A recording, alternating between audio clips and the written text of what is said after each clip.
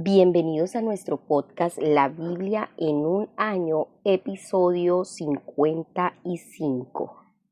El tema de hoy, Dios multiplica. ¡Qué bendición! Recuerden que estamos ejercitándonos para la eternidad y este espacio de luz que ilumina mi camino es una de las disciplinas las cuales debemos trabajar, que es la palabra. Y la oración también, porque también practicamos la oración cada vez que terminamos una lectura. Bueno, entonces vamos a este devocional Dios multiplica. Hattie Mae White era una niña de 6 años que vivía cerca de la iglesia bautista del Grace de Filadelfia, Estados Unidos. La escuela dominical siempre estaba llena de alumnos y Russell Conwell, el pastor, le dijo un día que tendrían edificios lo suficientemente grandes para que todo el mundo pudiera asistir. La niña replicó: «Espero que así sea. Está tan lleno que me da miedo ir allá sola». El pastor le respondió: «Cuando tengamos el dinero, construiremos una tan grande que todos los niños cabrán en ella». 2 años después, en 1886, Hattie Mae falleció. Después del funeral, la madre de Hattie dio al pastor una pequeña bolsa que habían encontrado bajo la almohada de la niña, que contenía 57 centavos que había ahorrado. Junto con ellos había una nota manuscrita por ella que decía: «Para ayudar a ampliar el edificio, para que más niños puedan asistir a la escuela dominical». El pastor cambió todo el dinero en peniques y los sacó a la venta. Recibió $250 y 54 de los centavos fueron devueltos. Los $250 fueron a su vez cambiados y sacados a la venta de nuevo por la recién formada sociedad White Knight. De esa manera, sus 57 centavos siguieron multiplicándose. Nada menos que 26 años después, en una charla titulada La historia de los 57 centavos, el pastor explicó los resultados de su donación de 57 centavos. Una iglesia con una membresía de 5.600 personas, un hospital donde miles de personas habían sido tratadas, 80,000 jóvenes asistiendo a la universidad y 2,000 personas saliendo a predicar el evangelio. Todo esto sucedió porque Hattie Mae White invirtió sus 57 centavos. El tema de la multiplicación sale a lo largo de la Biblia. Lo que no se puede lograr mediante la suma, Dios lo hace por la multiplicación. Recogemos lo que sembramos, solo que multiplicado muchas veces. Lo que damos al Señor, Él lo multiplica. ¡Qué verdad tan maravillosa! Vamos a Salmos capítulo 25, versos del 16 al 22. Estaremos leyendo en Nueva Traducción Viviente, NTV. Salmo 25, verso 16. Vuélvete a mí y ten misericordia de mí, porque estoy solo y profundamente angustiado. Mis problemas van de mal en peor. Oh, líbrame de todos ellos. Siente mi dolor, considera mis dificultades y perdona mis pecados. Mira cuántos enemigos tengo y de qué manera despiadada me odian. Protégeme, rescata mi vida de sus manos. No permitas que me avergüencen, pues yo en ti me refugio. Que la integridad y la honestidad me protejan, porque en ti pongo mi esperanza, oh Dios. Rescata a Israel de todos sus problemas. Amén. Vamos al primer punto que estaremos tratando en este devocional, el cual se titula Multiplicación de bendiciones y dificultades. Jesús prometió a sus seguidores una multiplicación de bendiciones, pero también los advirtió que junto con las bendiciones vendrán los problemas. Declaró que todo aquel que le siguiera recibiría el 100 por 1 en esta vida, aunque con persecuciones. En este salmo, David expresa cómo crecen las angustias de mi corazón. Mira cómo se han multiplicado mis enemigos. Él habla de la soledad, aflicción, angustia y desazón. Cuando Dios bendice, las dificultades y las persecuciones también tienden a incrementarse. Cualquier tipo de liderazgo conlleva oposición. Cuanto mayor sea la responsabilidad, más se multiplicarán las dificultades y los detractores aumentarán. David ora al Señor pidiendo su ayuda para protegerlo y rescatarlo. Cuando estés bajo ataque, intenta actuar siempre con integridad, rectitud y fe. Haz lo correcto sin importar lo que la gente diga o piense. Vamos a orar. Amado Señor, cuando me enfrente a la oposición, ayúdame a hacer lo correcto sin importar el costo o las consecuencias. No importa cuánto ataque reciba y cuánto el enemigo se levante en contra de mí. Yo sé que tú eres mi libertador y en ti confiamos. En el nombre de Jesús, amén. Ahora le invito a que abra su Biblia en Marcos capítulo 7. Vamos a leer desde el versículo 31 y también el capítulo 8 hasta el verso 13. Marcos 7:31, recuerden que estamos leyendo en Nueva Traducción Viviente. Jesús sana a un sordo. Jesús salió de Tiro y subió hasta Sidón antes de regresar al mar de Galilea y a la región de las 10 ciudades. Le trajeron a un hombre sordo con un defecto del habla y la gente le suplicó a Jesús que pusiera sus manos sobre el hombre para sanarlo.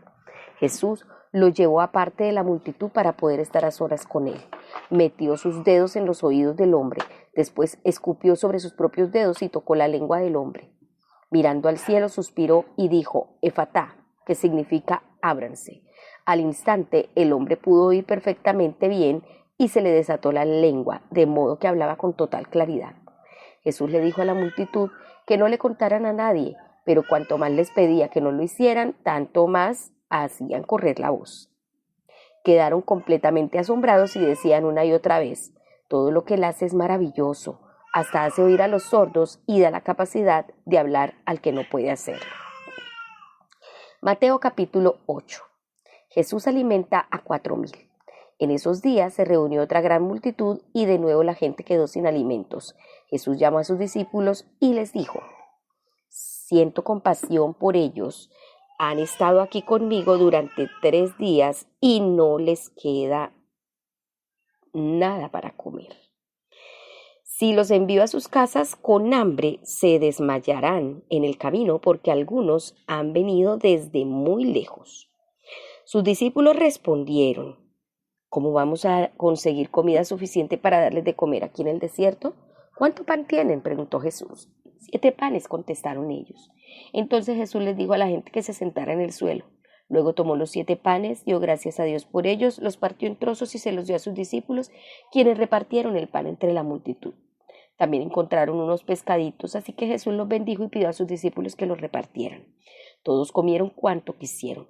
Después, los discípulos recogieron 7 canastas grandes con la comida que sobró. Ese día había unos 4,000 hombres en la multitud, y Jesús los envió a sus casas luego de que comieron. Inmediatamente después subió a una barca con sus discípulos y cruzó la región de Dalmanuta. Los fariseos exigen una señal milagrosa. Cuando los fariseos oyeron que Jesús había llegado, se acercaron y comenzaron a discutir con él para ponerlo a prueba. Exigieron que les mostrara una señal milagrosa del cielo que demostrara su autoridad. Cuando Jesús oyó esto, suspiró profundamente en su espíritu y dijo, ¿por qué esta gente sigue exigiendo una señal milagrosa?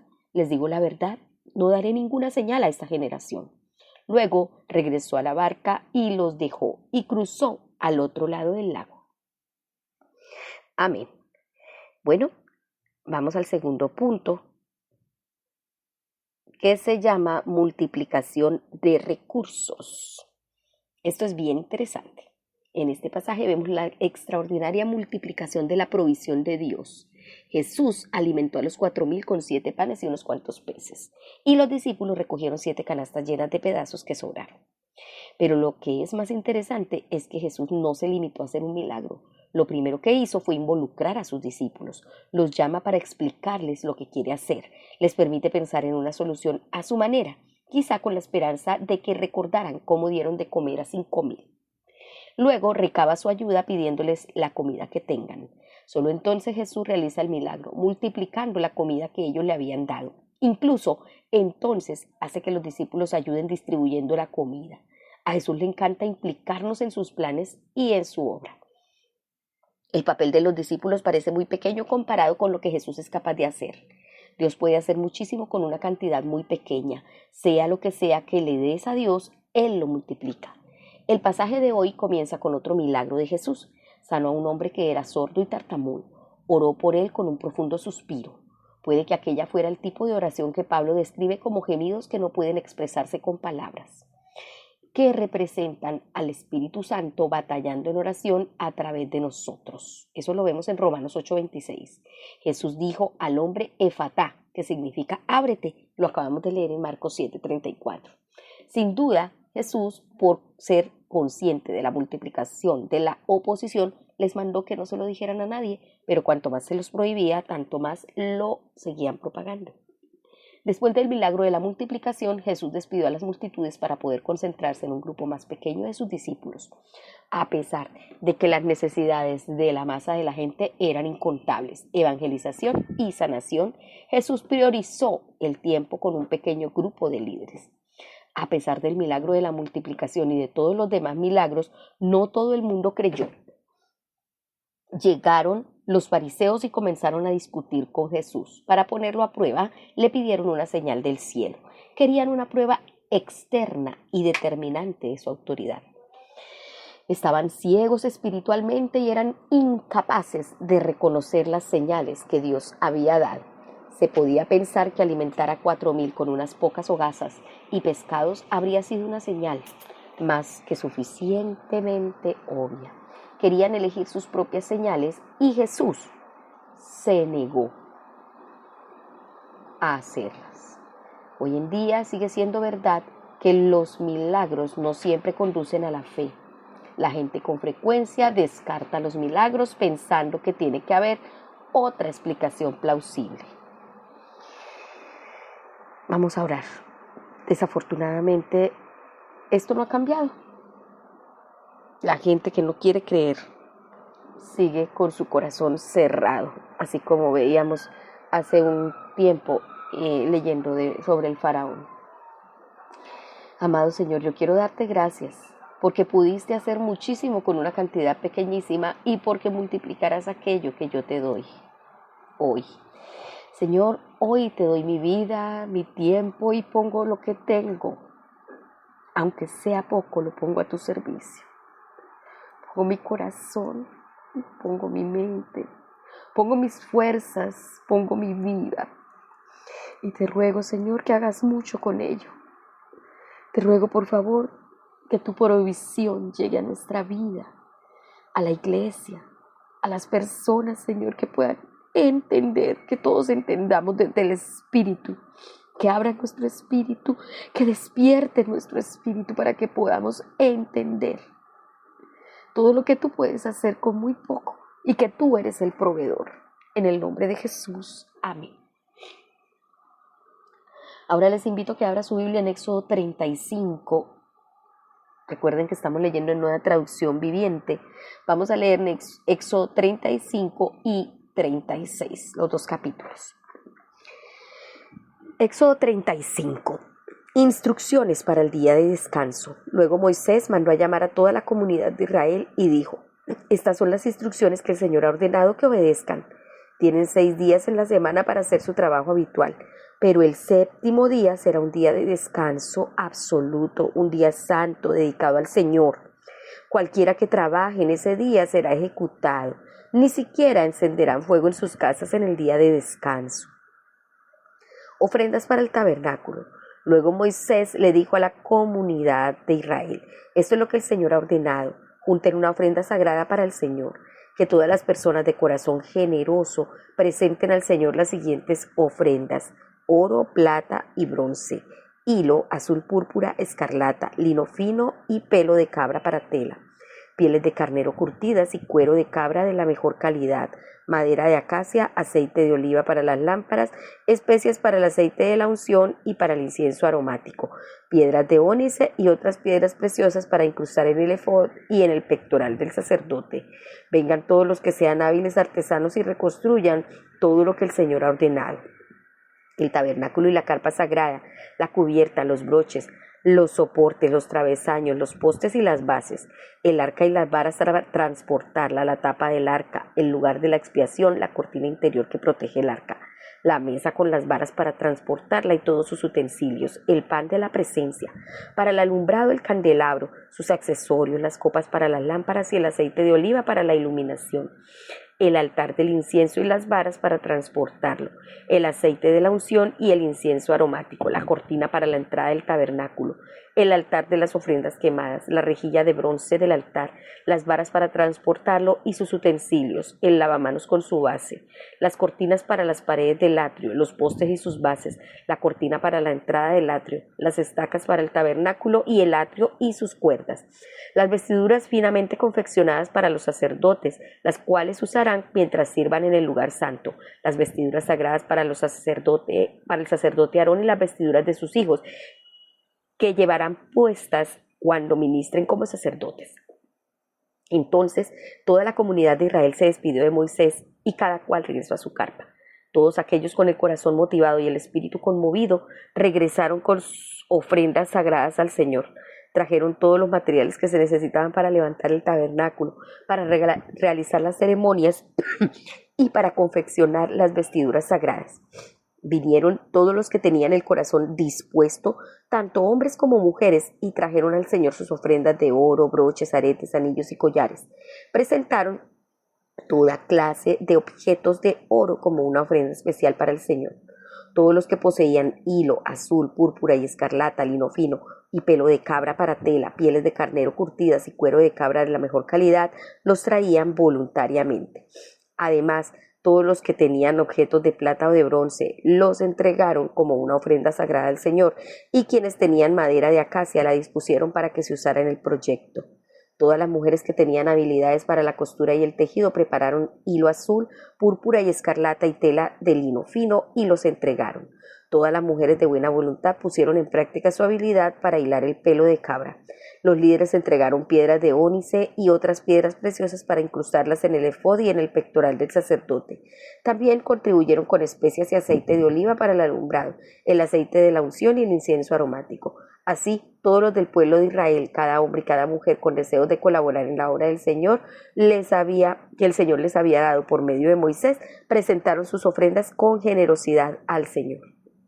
Luego Moisés dijo al pueblo de Israel: el Señor ha escogido específicamente a Bezalel, el hijo de Uri y nieto de Uri de la tribu de Judá. El Señor llenó a Bezalel del Espíritu de Dios y le dio gran sabiduría, capacidad y destreza en toda clase de artes manuales y oficios. Él es un maestro artesano experto en trabajar el oro, la plata y el bronce. Es hábil en grabar, en incrustar piedras preciosas y en tallar madera. Es un maestro en todo trabajo artístico. El Señor les ha dado tanto a él como a Aholihab, hijo de Ahimasamac, de la tribu de Dan, la capacidad de enseñar a otros sus habilidades técnicas. El Señor los ha dotado de un talento especial en el arte de grabar, de diseñar, de tejer y bordar el hilo azul, púrpura y escarlata de lino fino. Ellos se destacan como artesanos y diseñadores. Éxodo capítulo 36.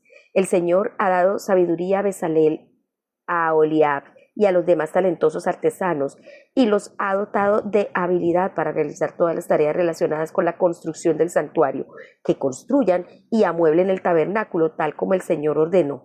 Así que Moisés mandó a llamar a Bezalel y a Aholiab y a todos los otros a quienes el Señor había dotado de modo especial y que estaban ansiosos de ponerse a trabajar.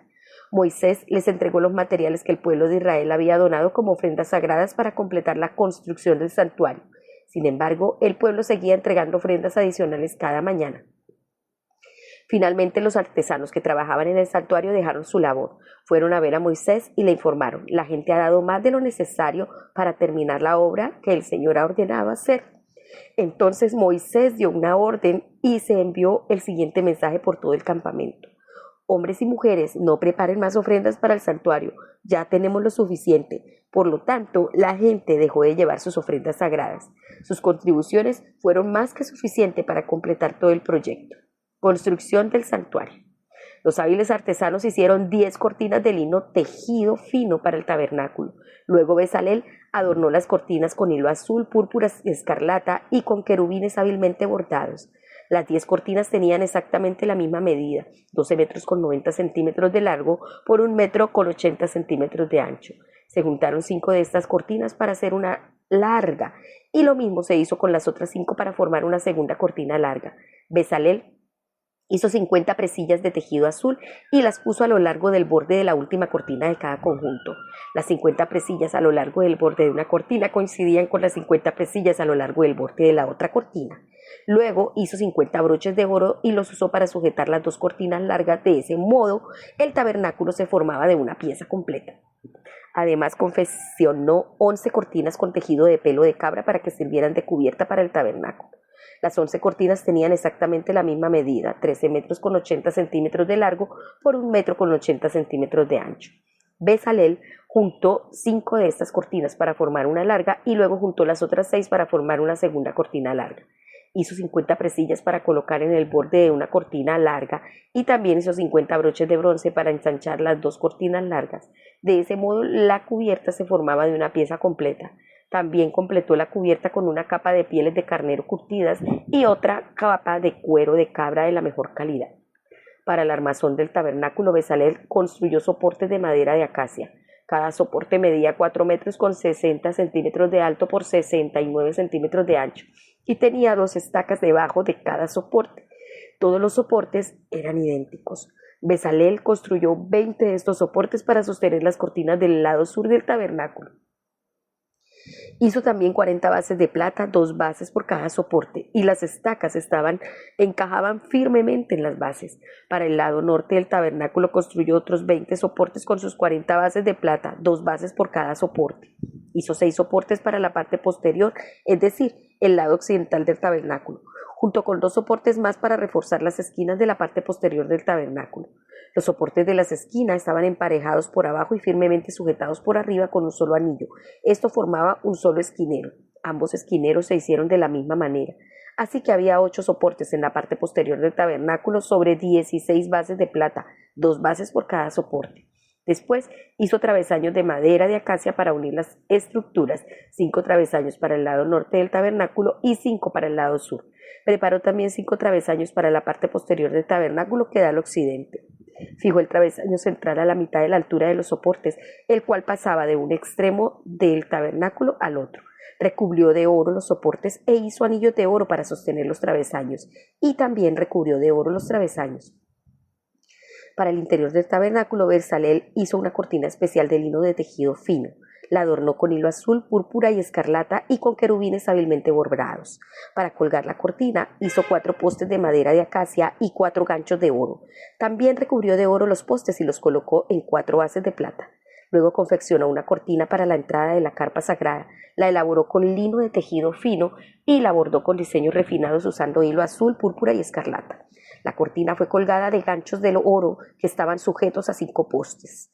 Los postes con sus capiteles decorativos y ganchos estaban recubiertos de oro y las 5 bases eran de bronce bruñido. Amén. Qué espectáculo este arte. Este templo es una obra total de arte. Y en este tercer punto vamos a ver multiplicación de voluntarios.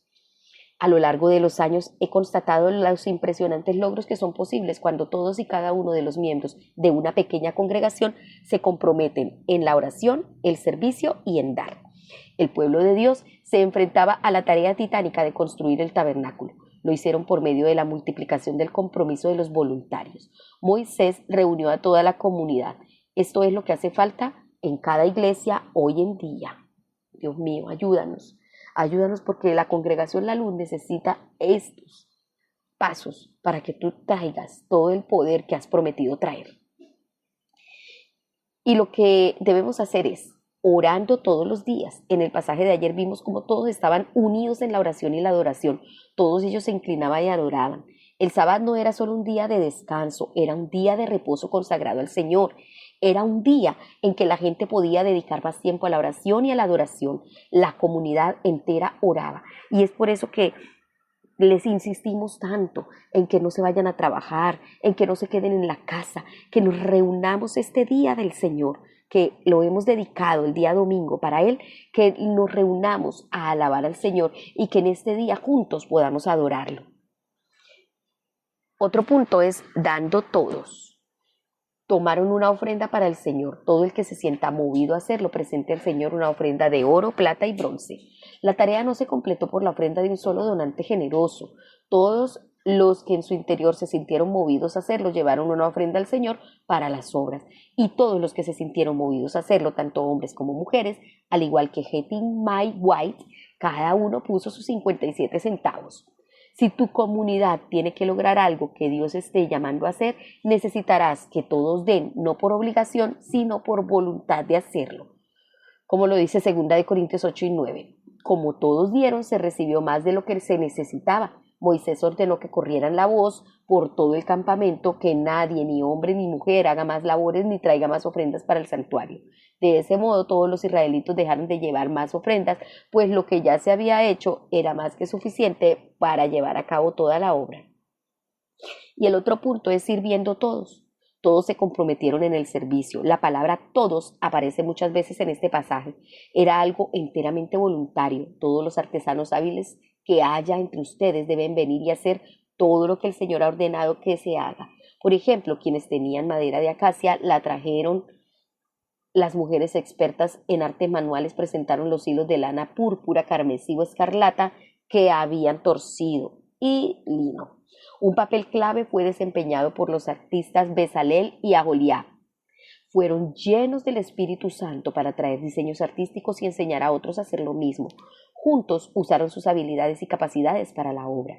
Llevarán a cabo los trabajos, quienes el Señor haya dado pericia y habilidad para realizar toda obra del servicio del santuario. Todo aquello era completamente voluntario. El pueblo de Dios fue movido para Dios. La tarea fue completada por aquellos cuyos corazones fueron movidos y respondieron libremente en su espíritu. Para realizar aquello a lo que Dios nos está llamando, necesitamos esta multiplicación de voluntarios. El entusiasmo es contagioso. Como escribe Joyce Meyer, si te asocias con una persona que es una visionaria, no tardarás en recibir una visión. Pero si te rodeas de gente sin chispa, que lo único que hacen es quejarse, estar apoltronados, comer rosquillas y ver novelas en la televisión, acabarás haciendo las mismas cosas muy pronto. Movámonos los unos a los otros a orar, a servir y a dar. Te sorprenderás de cómo Dios es capaz de multiplicar tus 57 centavos y hacer mucho más de lo que pudieras pedir o imaginar. Señor, quiero darte gracias por todo lo que es posible cuando todo el mundo se compromete a orar, a dar, a servir. Gracias porque multiplicas más de lo que nunca hubiéramos podido o pedido o imaginado. Señor, te ruego específicamente por nuestra comunidad La Luz. Ruego que despiertes el espíritu de las personas para que te sirvan, para que sean voluntarios de corazón, que quieran servirte en la obra del Señor y en santidad. Padre, toca sus corazones para que quieran también orar, porque sabemos que sin oración no habrá nada, no se podrá ver la multiplicación y la bendición. Y para que también quieran dar de lo que tú les has dado, Señor, sea poco o sea mucho. En el nombre de Jesús te lo pido. Amén. La pastora Pipa añade el siguiente comentario. A veces cuando tengo prisa por las mañanas tengo que elegir si desayunar o leer la Biblia. Generalmente decido desayunar. Me siento muy retada por el pasaje del Nuevo Testamento de hoy de Marcos 8:2, que la gente llevaba 3 días con Jesús sin comer nada. Claramente su prioridad era estar con Jesús. Así es. A través de este comentario de la pastora Pipa me nace una pregunta: ¿cuál es tu prioridad? Y me la hago yo misma también. Recordemos que Dios siempre va a multiplicar. Él multiplica las bendiciones, aunque también vienen con ellas dificultades. Él multiplica nuestros recursos, aunque sean pocos en las manos del Señor, será muchísimo. Y también multiplica los voluntarios. Oremos al Señor porque Él dice, pidan al Señor de la mies que envíe obreros a su mies. Necesitamos, Señor. Te lo pido, por favor, en el nombre de Cristo Jesús. Amén. Bueno, queridos, hemos terminado este devocional. Recuerden que fue escrito por el pastor Nicky Gumbel de la iglesia HTB en Londres y la voz de este podcast es de Marisol Rojas. Que el Señor les bendiga.